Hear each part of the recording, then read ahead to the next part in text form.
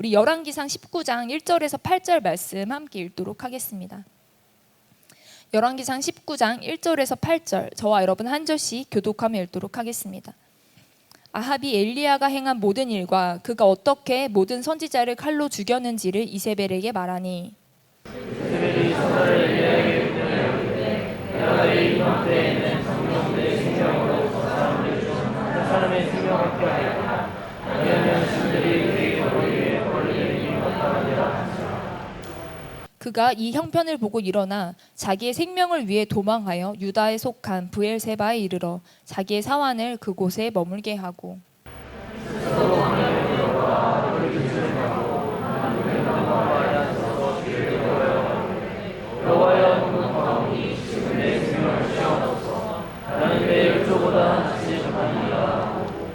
로뎀 나무 아래에 누워 자더니 천사가 그를 어루만지며 그에게 이르되 일어나서 먹으라 하는지라.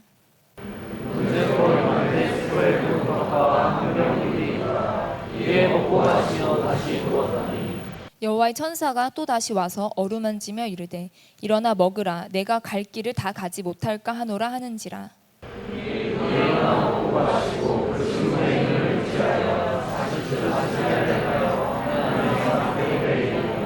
아멘. 여러분, 성경에 유명한 여러 선지자들이 있지만 그중에 약간 대표격인 것 같습니다. 엘리야. 그는요, 어떤 특별한 배경을 가진 사람은 아니었어요. 길르앗에 우거하는 자 디셉 사람 엘리야라고 정도만 설명이 나와 있습니다. 17장에 등장하고요, 열왕기상에 갑자기 아합을 찾아가서 이제 비가 내리지 않을 거라라고 얘기합니다. 그리고 비가 안 오기 시작하니까 그리시네가로 갑니다. 거기에서요, 떡과 고기를 까마귀가 아침 저녁으로 배달해 줍니다. 그래서 그거 먹고요, 그리시네가가 다 말라버립니다. 비가 안 오니까 마른 거죠. 그러니까 하나님이 이제 시돈에 속하는 사르밧 과부에게 가라 말씀하셔서요, 사르밧 과부에게 갑니다. 기름과 가루가 떨어지지 않는 기적이 일어납니다. 근데 그 와중에 또 아들이 병들어 죽어요. 근데 그 병든 아들 위에 3번 엎드려서 엘리야가 그 아들을 살립니다. 그리고 3년 반이 지났어요. 갈멜산으로 갑니다. 여러분, 정말 성경의 몇 유명한 장면 중에 하나라고 생각해요. 갈멜산에서 바알 선지자, 아세라 선지자 도합 850명과 대결을 펼치는 거예요. 누가 불을 내리냐, 불을 내리는 신이 진짜 신이다 하면서요, 대결을 합니다. 그리고요, 그들은 당연히 불을 내리게 하지 못하죠. 근데 엘리야가 기도할 때 하나님이 응답하십니다. 하늘에서 불이 떨어지고요, 직후로 3년 반의 기근이 끝나는 기도 가운데 비가 내립니다. 간절히 기도해서 하늘에 비를 내리게 합니다. 여러분, 그리고요, 비가 내렸을 때 아합 왕보다 빠르게 달려갑니다. 완전 이 초사인 너가 되는 거죠. 완전 달려가서 빠르게. 그러니까 많은 엄청난 다이나믹한 기적과 은혜를 경험합니다. 여러분, 17장, 18장을 읽어보면요, 이보다 재밌을 수 있나? 선지자의 삶이 이런 삶이라면 나도 살 수 있다, 이런 생각 드실 거예요. 와, 이런 삶, 진짜 기적을 경험하는 삶, 진짜 은혜를 경험하는 삶, 나도 살고 싶다 싶은데요. 근데 그 놀라운 대결이 끝났잖아요. 갈멜산에서. 그 대결하고 불이 내렸습니다. 비가 내렸어요. 근데 이 모든 소식을요, 아합이 와이프한테 얘기합니다. 와이프는 이세벨이에요. 이세벨에게 얘기하니까 시돈 공주인데 이세벨이 바알 이 숭배를 가져왔거든요. 그러니까 이 이세벨이 엘리야를 죽이겠다고 도끼가 올라요. 어떻게 우리 선지자들을 죽이냐. 도끼가 올라서 이제 엘리야한테 사람을 보냅니다. 너 내일 이맘때 죽을 거야. 내가 만약에 너를 안 죽이면 신들이 나에게 벌 위에 벌을 내림이 마땅하도다. 그러니까 내가 너 안 죽이면 내가 저주받을 거야. 그러니까 내가 널 안 죽이면 내가 죽어서라도 내가 널 죽일 거야. 이런 어떤 진짜 도끼에 찬 이런 말을 전합니다. 그러면요, 우리가 17장, 18장 쭉 훑어본 정말 믿음의 사람, 기적의 사람, 정말 사역을 잘하는 멋진 하나님의 불을 가져오고 비를 가져온 이 엘리야라면요, 우리가 기대하는 반응이 있습니다. 어떤 반응을 해야 됩니까? 여러분, 대결에서 크게 승리했잖아요. 바알, 아세라 신 아무것도 아니라는 걸 증명했잖아요. 여러분, 18장의 마지막 절은요, 여호와의 능력이 엘리야에게 임하매라고 합니다. 하나님이 능력이 임한 사람이었어요. 그러면 야, 내가 신들에게 저주를 받아서라도 내가 저주를 받는 한이 있더라도 내가 너를 죽일 거야, 이런 말들을 한다면요, 그러면 어떻게 해야 돼요? 야, 너희 신한테 하루 종일 부르짖어도 응답도 없더만, 그 신이 능력 있는 신도 아니더만, 나를 어떻게 하려고 하냐? 이렇게 반격하고 받아쳐야 우리가 생각하는 좀 정상적인 엘리야의 모습이지 않나요? 왜냐하면 그 바알과 대결할 때 엘리야가 잘 긁어요. 잘 긁는 사람이었어요. 뭐라고 긁냐면, 야, 너희 신이 묵상하냐? 잠깐 나갔냐? 길을 가는 중이냐? 잠들었냐? 왜? 야 깨워봐라 이러면서 조롱을 하거든요.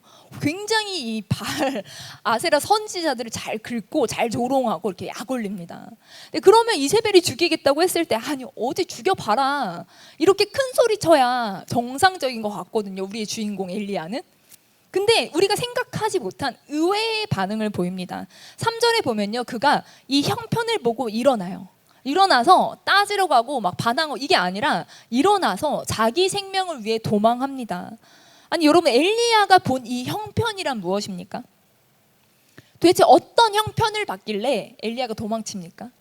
목숨의 위협은 이미 있었어요. 이미 대결했어요. 이미 어려움은 많이 겪었습니다. 근데 엘리야는 도대체 어느 지점에서 무너진 거죠? 어느 지점에서 엘리야가 목도한 이 형편이란 무엇입니까? 왜 도망쳤습니까? 여러분, 엘리야가 본 이 형편은요, 아무것도 달라지지 않은 현실이었습니다. 위대한 선지자가 왜 이렇게까지 좌절하고 낭망하고 두려워하는가? 갈멜살 승리했을 때 환희로 가득 찼겠죠. 소망으로 가득 찼겠죠. 와, 우리 하나님 응답하시는구나. 이제 아하방도 봤잖아요. 모든 이스라엘 백성이요, 하나님이 여호와 하나님이 참 하나님인데라고 인정했잖아요. 와, 그때 얼마나 진짜 이 3년 반의 오랜 기근 동안 나도 고생하고 너도 고생하고 모두 고생했는데 이제는 끝났어. 이제는 비도 내렸고 불도 이미 내렸고, 와, 이제는 하나님만이 여호와 하나님만이 참 신이라는 거를 너희 다 고백했지. 아하방 봤잖아. 그래서요, 엘리야는 뭔가 달라질 걸 기대했을 것 같아요. 근데 놀랍게도 아무것도 달라지지 않았습니다. 그 기적을 가장 가까이서 목도했던 아합은요, 여전히 여호와를 경외하지 않아요. 이세벨은요, 더 날뛰며 자기를 죽일 거라고 합니다. 함께 증인되어야 할 그 이스라엘 백성들은 어디 갔습니까? 모든 것을 걸고 한판 승부를 잘 끝냈어요. 근데 아무것도 달라지지 않은 현실에요, 엘리야가 좌절하고 있는 거예요. 여러분, 여긴 굉장히 중요한 포인트인데, 왜냐하면요, 우리는요 은혜를 받아요. 근데 현실은 안 달라집니다. 하나님이 내가 너와 함께한다, 내가 너를 돕는다 하시는데 집에 가보면 우리 집은 똑같아요. 부모님은 달라지지 않아요. 내 남편은, 내 아내는, 내 자녀는, 나의 가정은 바뀌지 않아요. 내 상황은 달라져 있지 않습니다. 하나님이 내가 너의 필요를 채우리라 하셨는데, 약속을 주셨는데 통장 잔고는 그대로거든요. 내가 너를 책임지리라 말씀하셨는데 나는 여전히 취업이 되지 않고 결혼의 문제는 해답이 보이지 않습니다. 삶이 막막합니다. 여러분, 이세벨이요, 사신을 보내면서 바로 죽일 수 있었잖아요. 사신을 보낸다는 건 같이 군인들을 보내서 엘리야를 죽일 수 있었잖아요. 근데 왜 내일 이맘때라고 협박을 할까요? 왜 지금 죽일 수 있는데 지금 안 죽이고 내일이라고 협박을 할까요? 여러분, 모든 이스라엘 백성들이 하늘에 불 내리는 걸 봤습니다. 그래서요, 지금 죽이면 여론이 심상치 않겠다, 이스라엘 백성들이 반란을 일으킬 수 있겠다, 이런 어떤 두려움도 이세벨 안에 있었을 수 있을 것 같아요. 여론을 좀 정리해놓고, 사람들을 좀 정리해놓고, 혹은 군사적으로 강력한 선지자니까 이게 싸움이 크게 날 수도 있겠다, 또 군사적으로 대비를 하는데 시간이 필요했을 수도 있습니다. 근데 그리고요, 내일 이맘때라는 건 정말 내일 지금 3시면 내일 3시 이게 아니라 어떤 결단을 표현할 때, 맹세하거나 선언할 때 주로 사용되는 표현이기도 했습니다. 그만큼 내가 결단했다는 거예요. 내가 끝장냈다, 내가 끝장낸다, 내가 결단했다, 내가 너를 죽이기로 확신한다, 이거를요 또 전달하는 메시지도 있었을 거예요. 그리고 이건요, 이세벨의 고도의 심리전이었던 것 같습니다. 왜냐하면 불안과 공포를 심고 싶었던 것 같아요. 두려움이 심겨지면요, 알아서 주저앉습니다. 여러분, 우리를 가장 좌절시키는 주제를 한번 생각해 볼게요. 우리가 왜 좌절합니까? 우리가 왜 현실에 낙담합니까? 우리를 주저앉게 만드는 건요, 오늘의 고난이 아닙니다. 오늘의 힘든 것 때문에 청년들이 주저앉지 않아요. 오늘은 어찌어찌 하루를 버틸 수 있습니다. 왜냐하면 내가 오늘 최선을 다하면 내일은 조금 나아질 거라는 기대가 있거든요. 근데 우리가 가장 좌절할 때는 언제냐면요, 내가 오늘 최선을 다해도 내일 나아질 것이 없을 때 우리가 좌절합니다. 사단은요, 우리의 오늘을 공격하지 않습니다. 오늘의 순종과 오늘의 헌신에 태클 거지 않습니다. 우리의 내일의 두려움을 씹습니다. 그러면 알아서 포기하거든요. 알아서 주저앉거든요. 이세벨은요, 내일이라는 것을 얘기해서요, 엘리야가 도망갈 수 있게 했습니다. 여러분, 우리나라 청년들의 5.2%가 54만 명이 고립 은둔 청년이라고 합니다. 여러분, 그 숫자가 2년에 비해 2배 늘었다고 합니다. 대부분의 원인은 취업 실패라고 해요. 마음이 청년들이 꺾입니다. 실패를 한번 경험할 때 다음 스텝으로 나아가지 못합니다. 노력은 배신하지 않는다. 이런 말을 여러분 학창시절에 많이 들었을 거예요. 근데 요즘은요, 노력이 배신합니다. 더 이상 노력이 배신하지 않는다고 말할 수 없어요. 2030 세대에, 2030 청년 세대에 10년 전 만성 질환 뭐가 있었는지 아십니까? 간 질환, 고혈압이었습니다. 2020년부터는요, 우울증으로 바뀌었습니다. 19세에서 39세 청년 우울증 환자 수가요, 10년 전엔 11만이었는데 지금 36만 명이라고 합니다. 10년 만에 3배가 뛰었습니다. 이 원인을 분석할 때요, 어떤 경제적인 문제, 사회 문화적인 문제의 복합적 작용이라고 합니다.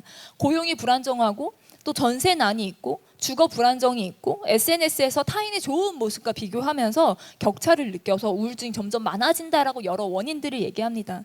우리나라요, 보통 세계의 우울증을 분석해 보면 나이가 들수록 우울증이 많아집니다. 근데 우리나라의 특이한 현상은 지금 2030 세대의 우울증이 나이 든 사람보다 훨씬 더 많습니다. 이 2030 세대, 우울증을 경험하는 세대가 40이 되고 50이 되고 60이 되면요, 더 심각해질 거라는 거예요. 청년들이요, 몸이 안 아프고 마음이 아픕니다. 시대적인 피로감 가운데 고통하고 있습니다. 근데요, 청년들이 왜 두렵습니까?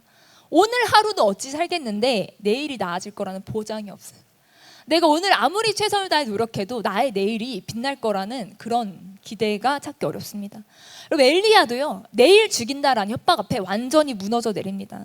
그리고 또 여러분 사역하시는 분들은 대부분 공감하실 거라고 생각하는데, 언제 가장 큰 공격이 옵니까? 보통 큰 사역을 하는 중간엔 공격이 잘 오지 않아요. 예를 들면 캠프를 앞두고 있다. 그러면 공격이 와도 캠프를 앞두고 공격이야, 내가 마음을 잘 지켜야 돼 라고 생각을 합니다. 캠프를 치를 때도 집중하고 최대한 하나님을 많이 찾으려고 노력합니다. 단기 선교를 준비할 때도 마찬가지예요. 단기 선교를 앞두고는요, 웬만하면 시험 잘 들지 않습니다.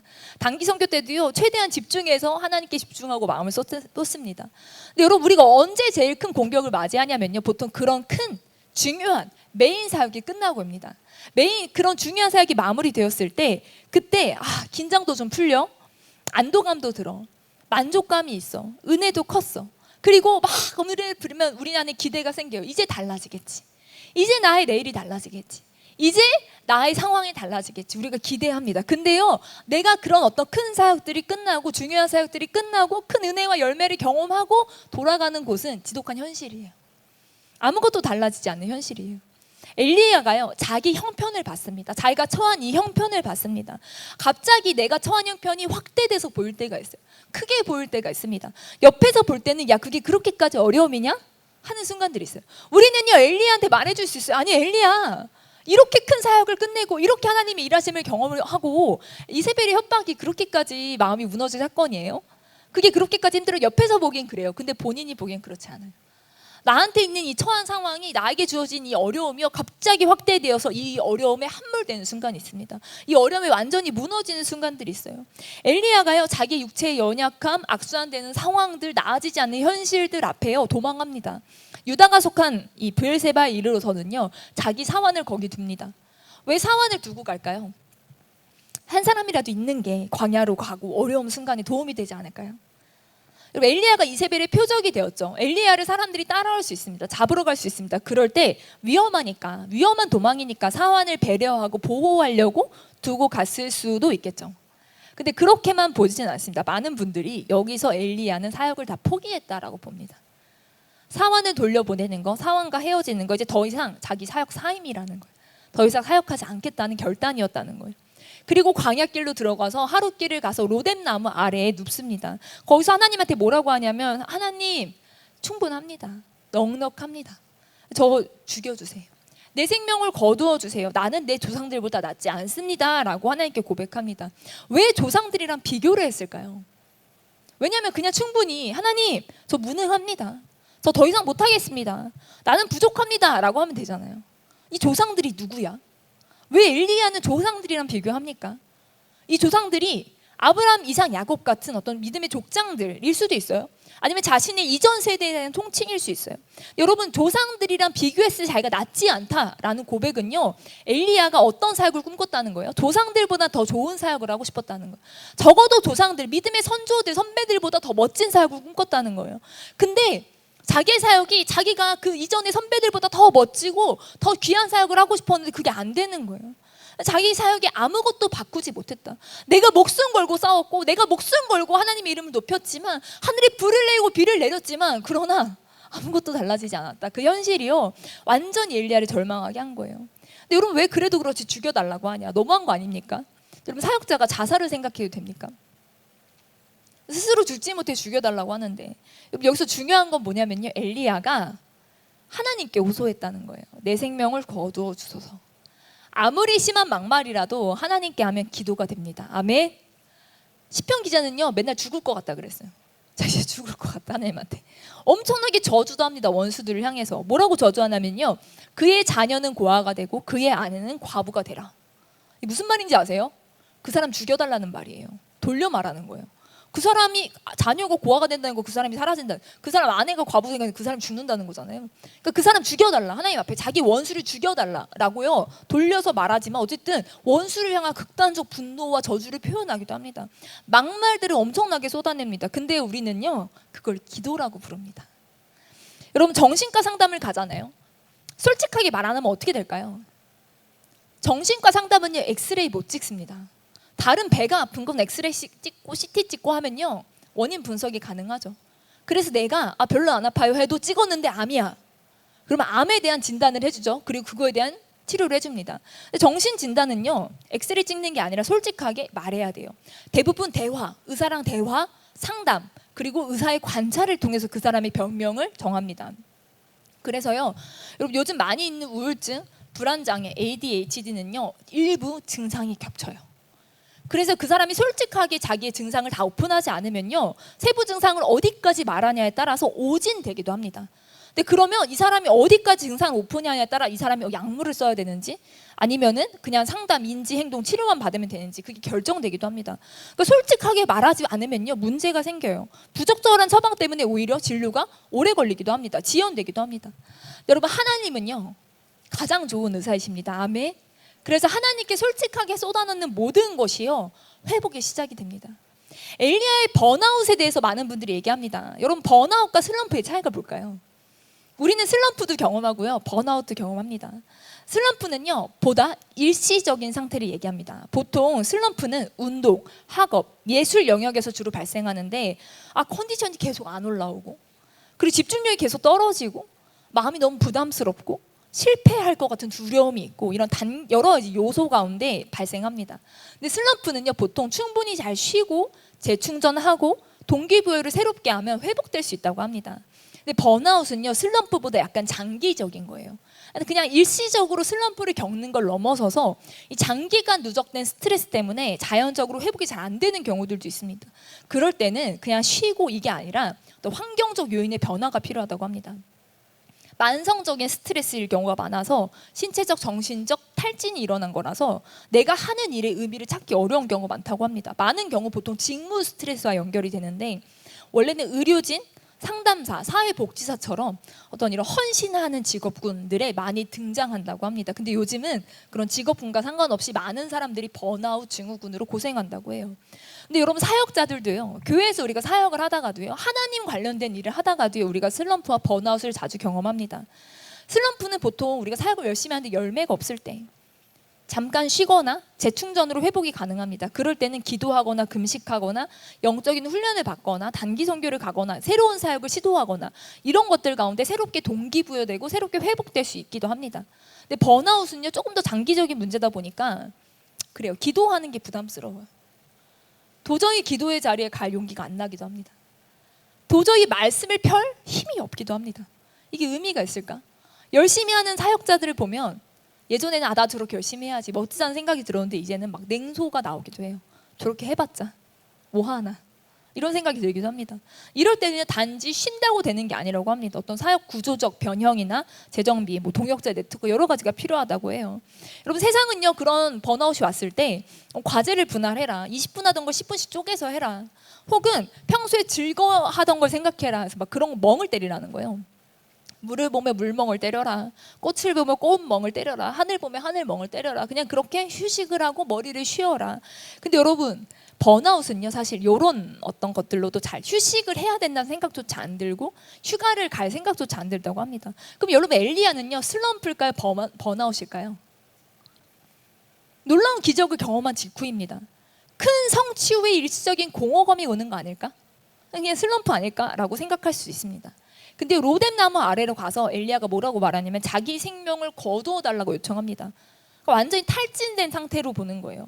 나만 홀로 남았다라는 말을 반복합니다. 고립감, 무력감, 절망이 어떤 번아웃의 전형적인 모습입니다. 이렇게 능력 있고 위대한 사람들도 번아웃이 오는구나. 누구에게나 아주 흔하게 나타나는 현상이라서 사실은 어떤 이 데이터 연구하신 분들에 따르면 교회 봉사자 10명 중 3명은 번아웃을 실제로 경험한다고 합니다. 특별히 50명에서 99명 사이의 규모에서 그렇대요. 왜냐하면 이제 어느 정도 사역은 많아지는데 헌신된 제자는 적으니까 그런 제자들이 반복해서 또 많은 사역에 하중을 지게 되는 경우들이 있기 때문입니다. 그래서 많은 분들이 내가 너무 약한가? 내가 너무 정신적으로 약한가? 그래서 번아웃이 왔나라고 생각할 수 있지만 열심히 살았으니까 번아웃이 오는 거예요. 근데 엘리사는요, 번아웃만 있었던 건 아닌 것 같아요. 나를 죽여달라고 요청하잖아요. 이게 우울증의 중요한 지표입니다. 자기 존재의 의미를 상실하고 죽음을 바라는 거. 그래서 여호와의 넉넉하오니 내 생명을 거두어 주옵소서. 이 죽음에 대한 생각, 나만 남았다, 고립감, 사환을 두고 혼자 가잖아요. 그리고 자기 사역을 포기하잖아요. 과도한 무가치감에 시달립니다. 기진맥진하여 잠들어요. 거의 매일 피로감이나 에너지 상실에 시달립니다. 이스라엘이 다 주의 언약을 버렸다 하면서 한탄하는데 이게 실제랑 달라요. 과장되게 인식합니다. 누워서 먹고 다시 잠듭니다. 과다수면을 하는 거죠. 우울증으로 판단하기도 합니다. 엘리야가 왜 자냐? 로뎀나무 아래에서. 로뎀나무는 광야에 흔히 있는 나무야. 한 2, 3m 높이가 되는. 여름에도 푸른 잎이 남아있어서 그늘을 제공합니다. 그러니까 그냥 그 광야에 그냥 그 한 나무 하나에서 물도 준비하지 않고 음식도 준비하지 않고 그냥 누워서 자는 모습이, 내가 죽을 순 없지만 내가 자는 중에 하나님 나를 죽여줬으면 좋겠다.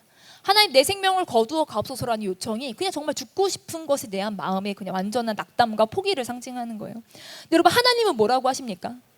정신 차려, 엘리야. 사역자가 무슨 죽음을 생각해. 여러분, 하나님은 혼내지 않으세요. 하나님은요, 완전히 넉다운된 엘리야를 포기하지 않으십니다. 하나님 찾아오시는데요, 먹이고 재우시죠. 여러분, 기대와 소망이 꺾여 좌절하는 엘리야에게 천사를 보내셔서요, 청천벽력 같은 막 천둥 번개 소리로 일어나라 뭐 말씀하신 게 아닙니다. 어떻게 깨우십니까? 어루만지며 깨우십니다. 저도요, 아이를요, 일어나 하면요, 애가 기분 나쁘게 깹니다. 근데 이렇게 자고 있을 때 피곤할 때라도 이렇게 만지면서 깨우잖아요. 일어나 하면요, 애가 웃으면서 기분 좋게 일어납니다. 제가 어렸을 때 부모님이 저를 하도, 저희 삼남매가 잘 못 일어났으니까 부모님이 깨우다가 이게 잘 너무 깨워도 안 일어나니까 어떻게 하셨냐면 물뿌리개를 뿌리셨어요. 아무리 깨워도 안 일어나니까. 그래서 저는 어렸을 때 자다가 갑자기 막 물뿌리개 뿌려서 막 깼던 기억이 있습니다. 사실 그게 막 좋진 않았어요, 기분이 썩. 근데 그래도요, 그렇게라도 저를 학교에 보내고자 했던 어떤 부모님의 어떤 그런 헌신에 감사합니다. 근데 어쨌든 그런 부드러운 손길, 어루만지는 터치는요, 실제로 많은 스트레스를 하감시킵니다. 스킨십에 그런 긍정적 기능이 있어요. 따스한 어루만지는 손길은요, 많이 어떤 그런 스트레스나 압박이나 하중을 다운시킵니다. 그래서 우리가 너무 힘들 때 아로마 테라피나 어떤 마사지 받으면서 회복하는 경우도 있잖아요. 근데 그렇게 부드럽게 어루만지시면서요, 엘리야를 깨우십니다. 기분 좋게 깰 수 있게 도와주시는 거예요. 그리고 먹어라 하십니다. 여러분, 우리가요, 사역자분들 중에요, 어떤 신앙이 이렇게 탁월하신 어떤 영적으로 많이 집중하시는 분들 중에요, 너무나 쉽게 영과 육을 분리해서 생각하시는 경우가 있어요. 그래서요, 영적으로 가는 게 너무 중요해서 육적인, 물리적인 회복을 되게 우습거나 등한시 여기시는 분들이 있습니다. 저는 그래서요, 사역자가 제일 못하는 게 쉬는 거라고 생각해요. 우리의 회복도요, 하나님에게 중요한 사역인 줄 믿습니다. 아멘. 그래서요, 사역자분들이 하나님의 사람들, 영혼들을 소중히 여기고 십자가 지고 헌신하는 거 너무 소중하지만, 그러나 어떤 나를 소중히 여기지 않고 나를 막 대가는 건 좋은 태도는 아니라고 생각합니다. 그래서 잘 쉬는 것도 능력이라고 생각해요. 근데 여러분, 저도 사역자분들을 상담하다 보면 고민이 들 때가 있어요. 왜냐하면 사역자로서 임계량을 넓혀야 될 때가 있거든요. 그분이 십자가 지는 걸 배우고 자기 포기를 배우고 더 깊은 헌신을 배워야 될 때가 있거든요. 근데 그렇게 임계량을 넓혀야 될 때랑 그 사람이 번아웃이 와서 쉬어야 될 때를 어떻게 구분하냐. 왜냐하면 둘 다 버겁거든요. 둘 다 힘들거든요. 근데 어떤 순간에 그 사람이 임계량을 깨고 더 넓은 그릇으로 하나님께 세워져야 되는 순간도 있어요. 어떤 순간에는요, 그 사람이 진짜 번아웃이 와서 쉬어야 되는 순간이 있어요. 그게 정말 저도 상담하면서 고민이 됩니다. 이 사람에게 어떤 가이드를 줘야 되는가, 어떤 과정으로 잘 이렇게 길을 인도해 줘야 되는 거 고민이 되죠. 여러분, 저는요, 이것을 하나님의 응답으로 구분할 수 있다고 생각합니다. 하나님이 쉬라고 하면 쉬는 게 맞아요. 근데 하나님이 가라고 하면 가는 게 맞습니다. 내가 힘들어도 하나님 가라고 하시면 가야 되고, 내가 괜찮아도 하나님 쉬라 그러면 쉬어야 돼요. 저는 개인적으로 2019년 말미에 한 사역을 10년 넘게 했을 때 건강에 치명적인 좀 문제가 생겼습니다. 제가 2019년 말에 유산을 하고 수술을 하면서 이제 병원에 한 일주일, 그러니까 집에 한 일주일 요양을 했는데, 그리고 다시 사역을 복귀하려고 하는데 몸이 회복이 안 되는 거예요. 너무너무 아픈 거예요. 너무너무 온몸이 아프고 힘들어서 도저히 밖에 나가서 30분 있는 것도 너무 힘들어서 있을 수가 없었어요. 밖에 나가서 잠깐 있으면 온몸에 통증이 오기 시작하면서 앉아있는 것도 힘들고 어지럽고 누워야겠다는 생각밖에 안 들어서 너무 체력이나 건강이 한순간에 무너져 내려서 되게 쉽지 않았습니다. 근데 그리고 코로나가 시작됐어요. 2020년 초에. 제가 엄청난 정죄감과 죄책감이 시달렸습니다. 사역자가 어떻게 이렇게 오랫동안 쉴 수 있지? 하루도 제대로 쉬어본 적이 없었거든요. 10년 넘게 사역하면서. 밤 12시 이전에 자본 기억이 거의 없거든요. 3, 4시 정도에 맨날 2시 이후 4시 사이에 잤습니다. 5시 넘어서 잔 적도 많아요. 아침에 일어나서 하루도 쉬지 않고 1분도 쉬지 않고 달렸던 순간들이 정말 사역을 열심히 했었거든요. 그렇게 사역을 10년 넘게 하다가 갑자기 그렇게 오랫동안 몸이 고장나서 쉬어야 되는 순간에 너무 죄책감이 드는 거예요. 내가 내 몸 관리 똑바로 못해서, 내가 사역자로서 내 몸 관리 못한 것도 죄 아닌가 막 이런 생각도 들고, 빨리 어떤 사역에 복귀해서 하나님이 시키신 사명과 역할을 감당해야 되는데 이렇게 오랫동안 몸이 회복이 되질 않으니까 너무 마음이 불편했습니다. 그래서 하루는 잤는데 꿈에 의사가 나왔어요. 의사가 나와서 저를 이렇게 진찰해 주면서 굉장히 단호하게, 그러나 굉장히 친절하게 저한테 쉬어라, 천천히 쉬어라, 빨리 회복하려고 애쓰지 말고 무조건 천천히 쉬어라, 이렇게 얘기하는 거예요. 꿈에서 깼어요. 이게 그냥 어떤 내 개인적인 소망의 발현인가? 내가 쉬는 게 너무 불편하니까 이런 꿈까지 꾸는 건가? 이런 생각이 들었어요. 근데 기도하는데 주님이 쉬는 게 맞다라는 사인들을 여러 차례 주셨어요. 근데 여러분, 지금 생각해 보면요, 그때 충분히 잘 쉬었기 때문에 지금 다시 달려나갈 수 있는 힘이 있다는 것을 보게 됩니다. 그때 주님이 저한테 보여주셨던 게 악보였어요. 악보가 있는데, 악보에 기도하는데 주님이 띄워주신 건데 악보에 쉼표가 가득 있는 거예요. 그 악보의 한 장에 쉼표밖에 없는 거예요. 주님이 저한테 물어보셨어요. 하정아, 쉼표가 연주냐? 여러분, 쉼표가 연주인가요?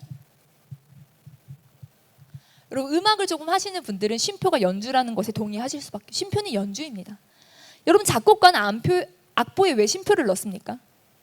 아무 소리가 나지 않는 시간이에요. 단순한 공백이 아닙니다. 그냥 늘 게 없어서 넣은 게 아닙니다. 소리 내지 않는 연주입니다. 작곡자는요, 의도적으로 곡에 쉼표를 넣습니다. 호흡의 공간을 넣는 거예요. 여러분, 쉼표가 없는 악보를 생각해 보세요. 끊임없이 달리기만 합니다. 그럼 그 곡은 음악적으로 어떤 곡이 되겠습니까? 막 계속 악보가, 그냥 음표가 쏟아지기만 한다면? 쉼표가 있어야 박자가 더 살아요. 감정이 더 잘 표현이 됩니다. 쉼표를 통해 곡을 더 멋지게 살립니다. 제가 쉼에 대한 어떤 부정적인 마음들, 쉼에 대한 어떤 압박감, 죄책감, 정죄감이 있을 때 주님이 이 악보, 쉼이 가득한, 쉼표가 가득한 악보를 통해서 쉬어라, 그리고 내가 다음 장으로 넘어가겠다라는 마음을 주셨었어요. 그래서요, 쉬는 것도 하나님이 우리 인생을 연주하시는 과정이라고 생각을 합니다. 여러분, 엘리야가요, 누워있는데 어루만지면서 깨우시면서 숯불에 구운 떡과 물 한 병을 주십니다. 그리고 다시 자니까 다시 깨워서 먹으라고 하십니다.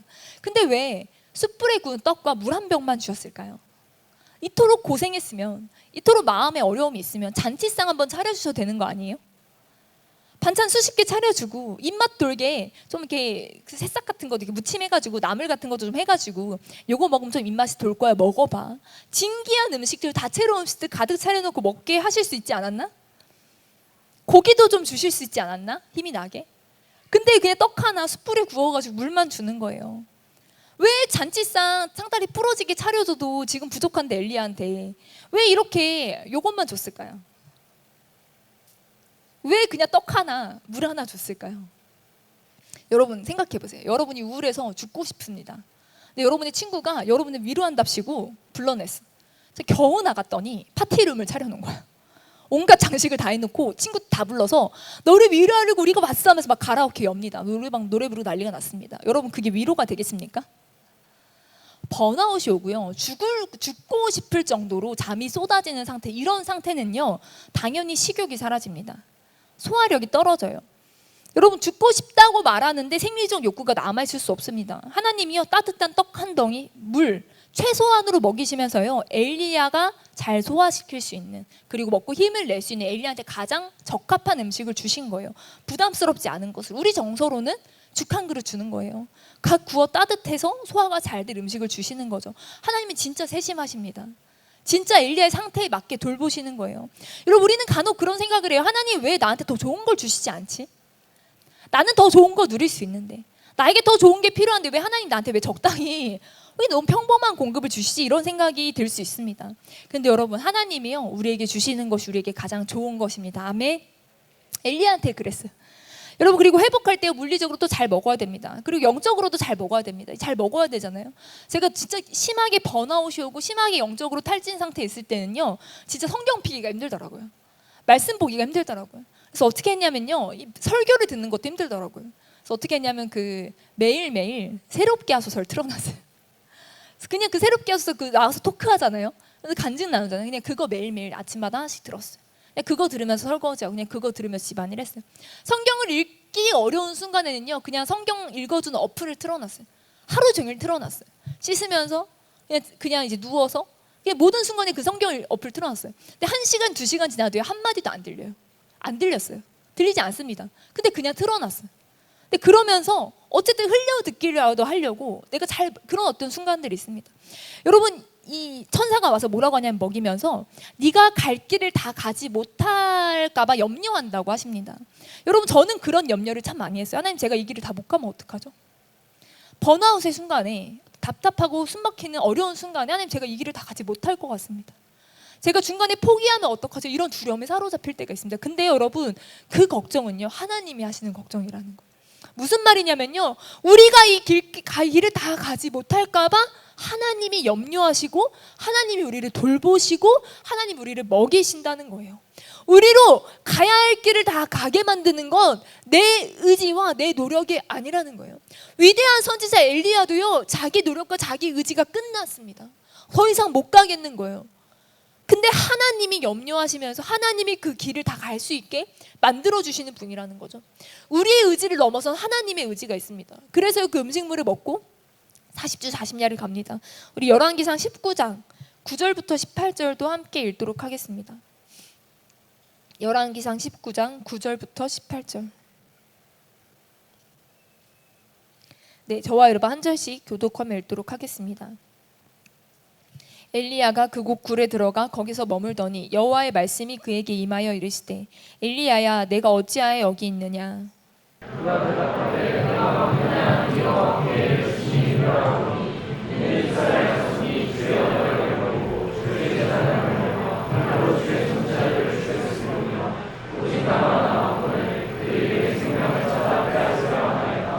여호와께서 이르시되 너는 나가서 여호와 앞에서 산에 서라 하시더니 여호와께서 지나가시는데 여호와 앞에 크고 강한 바람이 산을 가르고 바위를 부수나 바람 가운데 여호와께서 계시지 아니하며 바람 후에 지진이 있으나 지진 가운데도 여호와께서 계시지 아니하며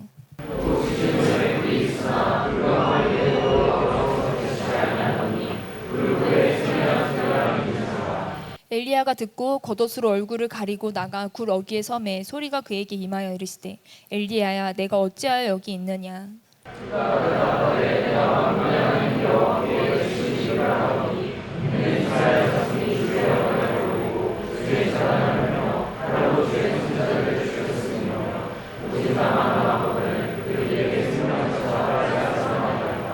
여호와께서 그에게 이르시되 너는 내 길을 돌이켜 광야를 통하여 다메섹에 가서 이르거든 하사엘에게 기름을 부어 아람의 왕이 되게 하고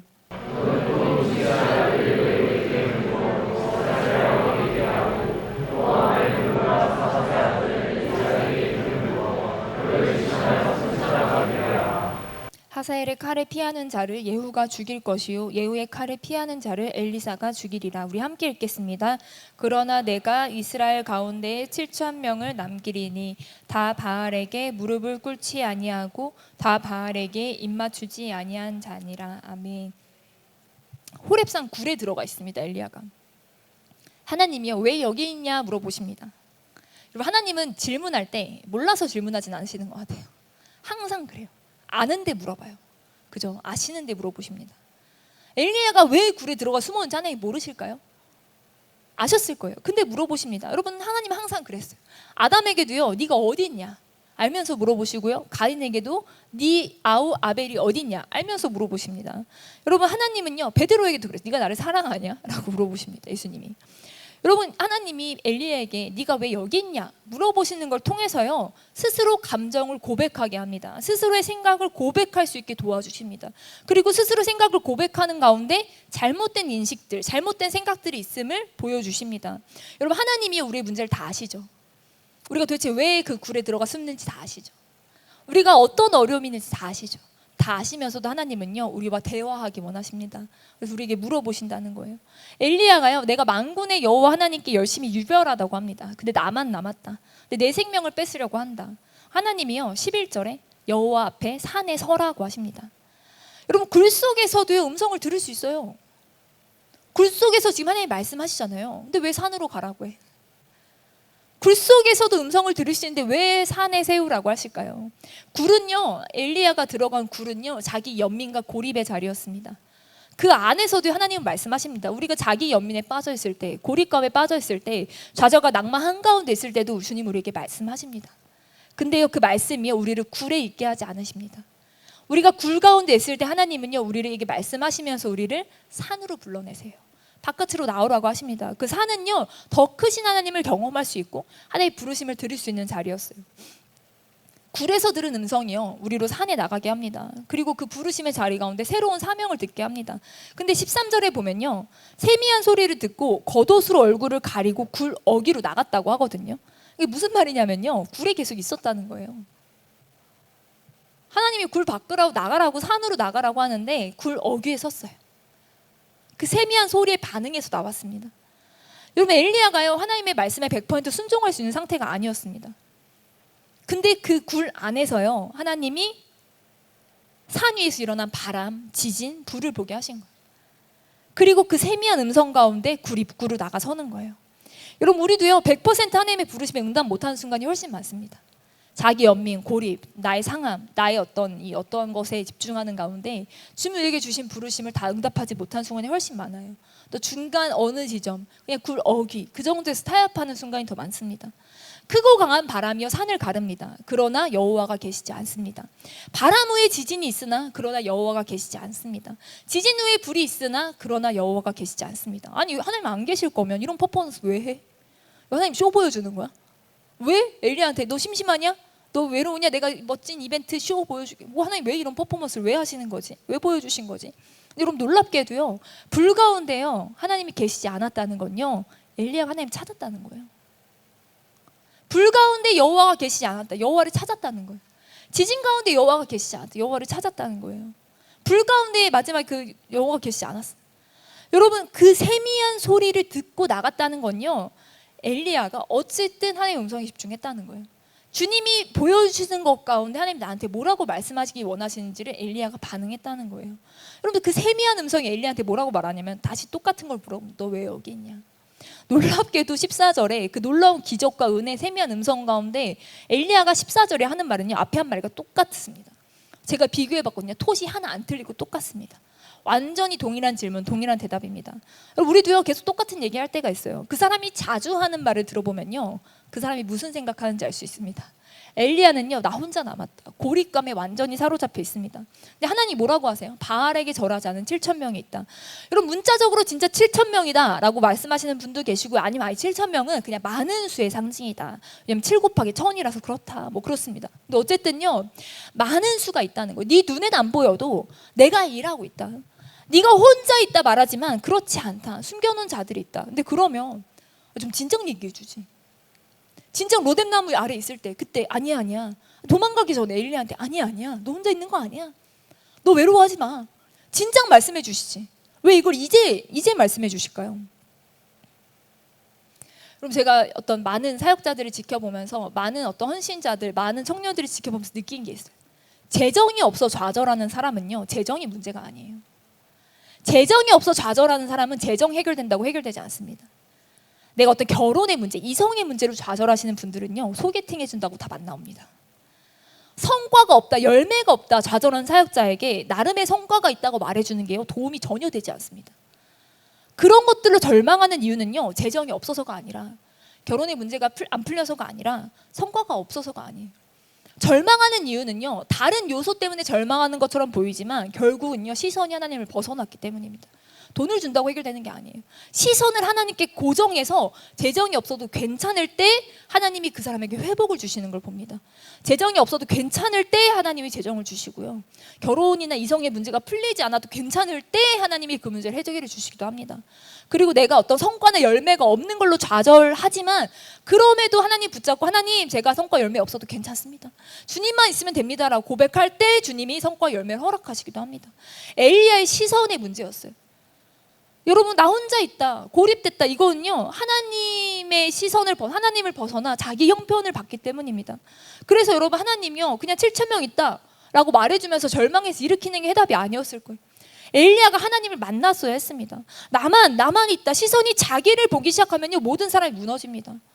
엘리야가 무너진 그 자리 가운데 하나님 찾아오셔서 어떤 큰 사역들, 큰 어떤 일들이 아니라 그 세미한 음성 가운데 주님의 부르심을 듣게 하시는 거예요. 여러분, 엘리야의 최선도 끝납니다. 여러분, 우리가 아무리 열심히 특심이고 노력을 하더라도 우리의 최선이 끝나는 순간이 옵니다.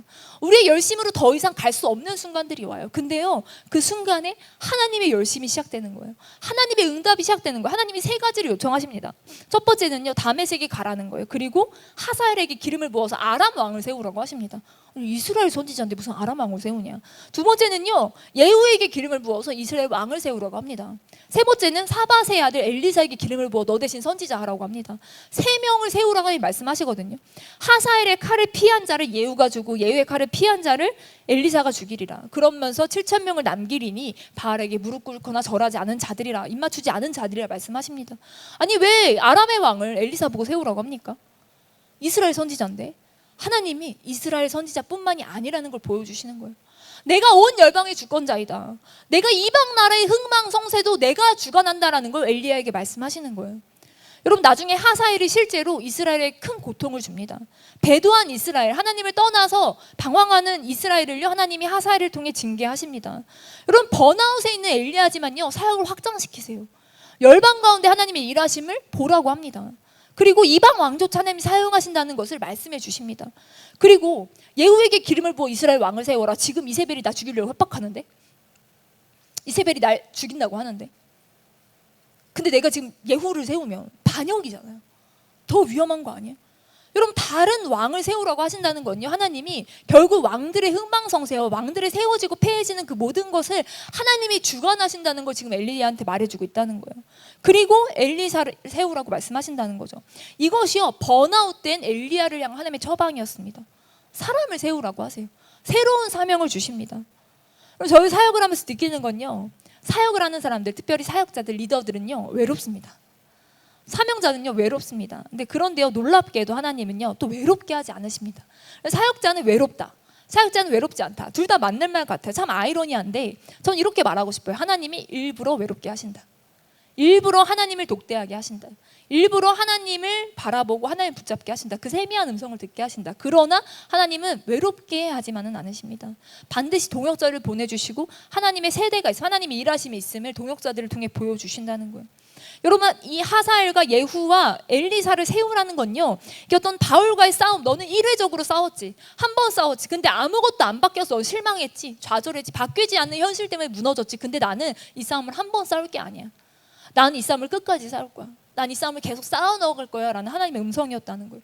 오랜 시간 하나님이 이 사명을 완성하실 것을 네가 세우는 사람들을 통해 내가 일하겠다라는 거 엘리야한테 말씀하신다는 거예요.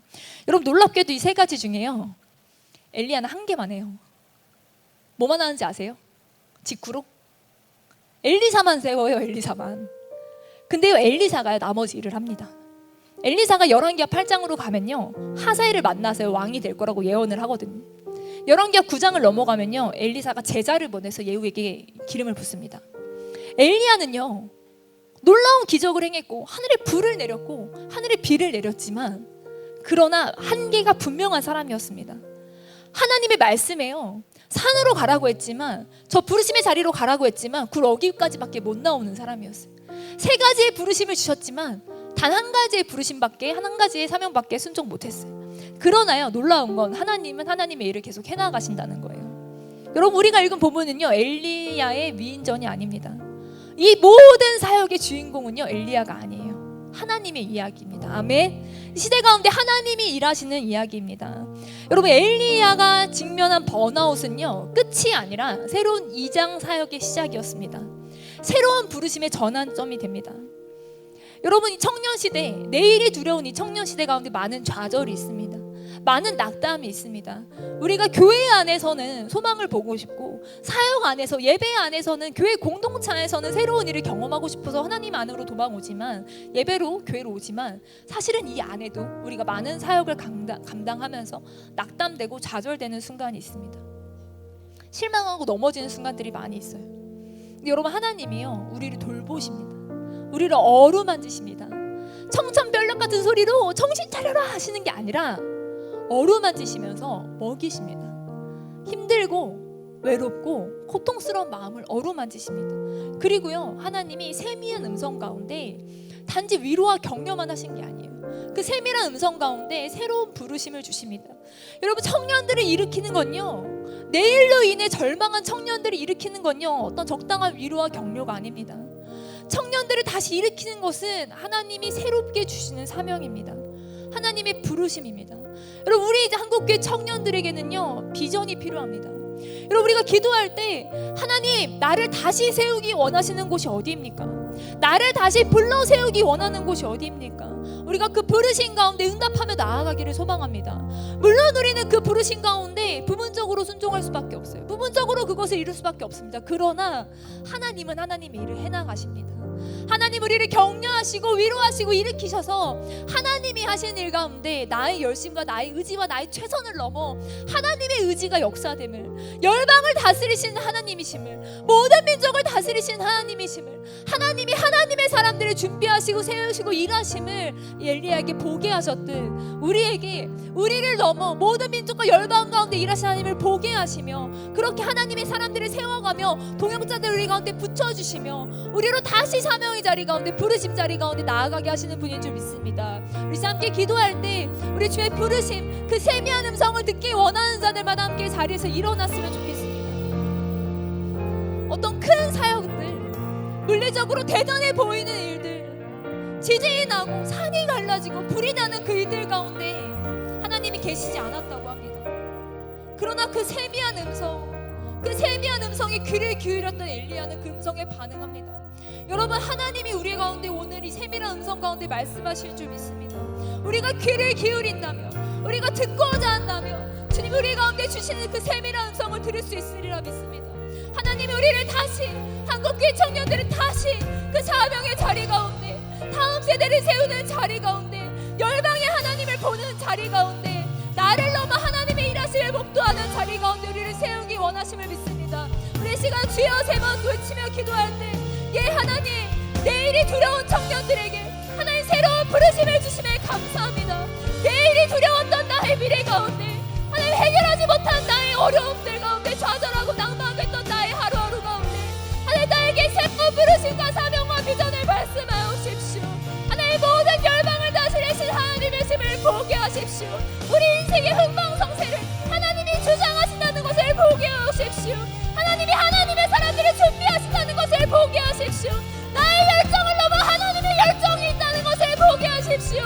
나의 의지를 넘어 하나님의 의지가 있다는 것을 보게 하십시오.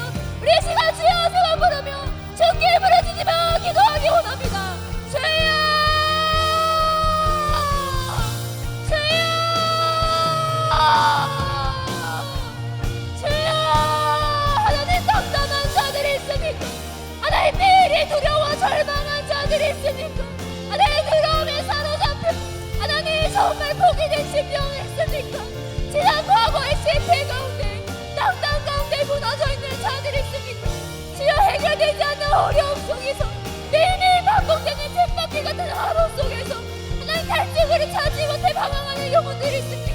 하나님 교회 사역 가운데 지치고 낙담하며 하나님 수많은 사역 가운데 넉다운된 영혼들이 있습니다. 하나님 우리 가운데 이 엘리야를 보여주시니 감사합니다. 위대한 사람이었지만 그도 자기 상황에 징표됐을 때 자기 한계 자기 내면을 바라보았을 때 그도 넘어졌고 하나님 그도 포기했지만 하나님은 엘리야를 포기하지 않으시고 하나님 찾아가셔서 먹이시고 어루만지신 그 놀라운 사랑이 우리 가운데 있음을 주여 봅니다.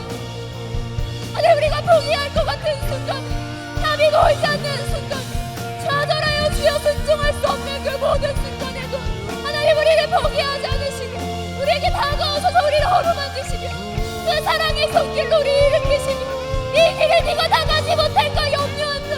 하나님 이것은 내가 염려할 주제가 아니라 하나님이 염려하시는 주제임을 우리가 믿게 하십시오. 나의 가야 할 길을 주가 가게 하심을 믿게 하십시오. 내가 내 순종의 길을 가게 하시는 분이시며 하나님 당신이 나를 가게 하시는 분이심을 믿게 하십시오. 자기 열심히 끝난 그 순간에 나의 열심히 한도에 달한 그 순간에 하나님 당신의 열심과 열정으로 깨우시고 하나님 당신이 엘리야의 길을 가게 하셨듯 하나님 당신이 한국교회 청년들 다시 한번 사명의 자리를 향해 갈 수 있도록 우리를 어루만지시며 우리를 일으키시며 주 우리를 부르심의 자리 가운데 그 세밀한 음성으로 부르심을 믿습니다. 주여 듣게 하십시오. 주여 듣게 하십시오. 주여 귀를 기울이게 하십시오. 우리를 부르는 그 음성 가운데 우리 가운데 말씀하시는 그 세밀한 음성에 귀를 기울이게 하십시오. 우리에게 비전을 말씀하시고 우리에게 부르심을 주시며 우리를 사명의 자리로 다시 부르시는 또 하나님의 부르심 가운데 주여 우리가 반응하며 일어날 수 있기를 기도합니다. 하나님 나보다 크시며 하나님 우리가 있는 것보다 크시며 하늘 모든 민족과 열망이 하나님이심을 봅니다. 우리 안에 모든 좌절하고 실망된 마음들 꺾인 마음들 하나님 우리 안에 모든 주저앉은 마음들 하나님 우리 가운데 두려움을 심어주어 그 두려움 가운데 주저앉게 만들었던 하나님 우리 한국교회 청년들 힘차게 일어나게 하십시오. 부르심을 향하여 다시 일어나게 하십시오. 새로운 사명을 향하여 일어나게 하십시오. 하나님 결방이 하나님 되신 우리 가운데 말씀하시며 하나님 모든 민족을 통치하신 하나님 되신 우리 가운데 보이실 때 하나님 우리가 믿음으로 이제는 일어나게 하십시오. 우리가 하나님 우리 안에 고립된 이야기들 하나님 나 혼자 있다 외롭다라고 대되었던 이야기들을 멈추게 하십시오. 하나님의 일하심이 있습니다. 하나님 이 시대를 향한 하나님의 대안이 있습니다. 하나님 이 시대가 적막하고 이 시대가 어렵다. 하나님 그러나 하나님이 일을 하십니다. 하나님은 새로운 사회를 일으키시며 하나님은 하나님의 일들을 해나가고 계시며 주여 우리가 믿게 하십시오. 하나님의 일하심에 목도하게 하십시오. 나의 시선을 넘어 하나님의 시선을 갖게 하시고 나의 내면을 넘어 하나님을 바라보게 하시고 하나님 안에 다시 우리 하나님의 세밀한 음성 가운데 우리 내면이 회복되고 하나님을 보게 된 일들이 시작되게 하십시오. 찬양합니다. 우리 일으키신 하나님을 찬양합니다. 우리 일으키신 하나님을 바라봅니다.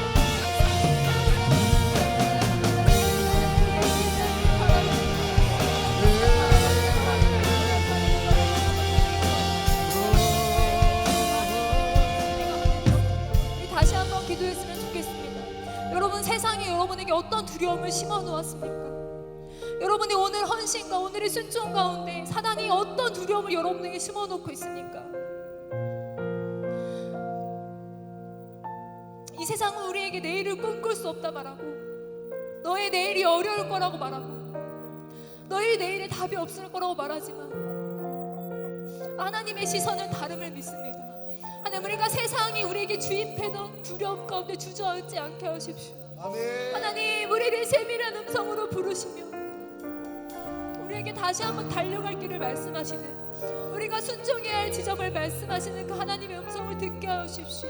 우리 시간 다시 한번 기도할 때 하나님 우리가 내일에 대한 두려움 가운데 좌절하지 않기를 원합니다. 우리 해결되지 않은 문제의 두려움 가운데 사단이 우리를 두렵게 하고 우리를 혼란스럽게 하고 너가 내일이 없고 내일이 더 없을 거라고 말하는 하나님 그 사단의 음성 가운데 우리가 넘어가지 않게 하십시오. 두려움을 이기고 우리를 어루만지시는 그 손길을 의지하여 주여 달려가게 하십시오. 우리 다시 한번 주여 제가 부르며 기도하도록 할게요.